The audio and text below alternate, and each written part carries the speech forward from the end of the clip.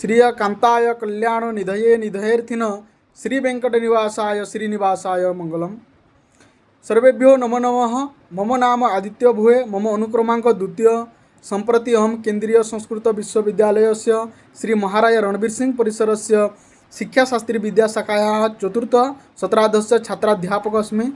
मम मार्गदर्शक डॉक्टर शिवाशिष पागल महोदय। मम विषय अस्ति तृतीय पत्रस्य चतुर्थ अन्यतेः समावेशात्मक विद्यालयस्य सम्प्रत्यय संसाधनानि उपलब्धा च। समावेशात्मक शिक्षा सा शिक्षा यत्र सामान्य विद्यालयेषु सर्वे अपि छात्राः सामान्य असामर्थ्या च परस्पर सहयोगेन मिलित्वा अध्ययनं कुर्वन्ति।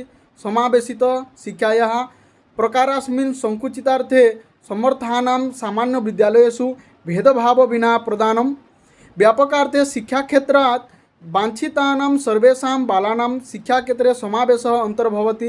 यथा अनुसूचित जाति जनजातीनां बालानाम् इत्यादयः समावेशित विद्यालयः नाम कश्चन विद्यालयः पृथक् वर्तते, परन्तु यस्मिन् विद्यालये जाति लिंग समर्थादि भेदभाव विना सर्वेभ्यः शिक्षायां समान अवसराः कालयन्ते तथा छात्राणां वैयक्तिक आवश्यकतानुसारं शिक्षा अधिगम परिवेशे शिक्षाक्रियां तथा च अस्य प्रक्रियां च परिवर्तितानाम् अनीय वैयक्तिक अवधात्मिकपूर्वकं शिक्षा प्रदीयते। सः विद्यालयः समावेशित विद्यालयः इति वक्तुं शक्यते। पुनः अस्य लक्षणानि समावेशित विद्यालये सर्वे अपि छात्राः पठितुं समान अवसरः प्राप्नुवन्ति। पुनः समावेशित विद्यालयस्य भवने तथा कक्षा प्रकोष्ठे ग्रन्थालये शौचालये च गमनागमनस्य भौतिक अवरोधाः न भवन्ति एव। समावेशित विद्यालयः विशिष्ट आवश्यकतायुक्तानां छात्राणां शैक्षिक आवश्यकतानाम् अभिन्न ज्ञानस्य प्रक्रियाः भवति।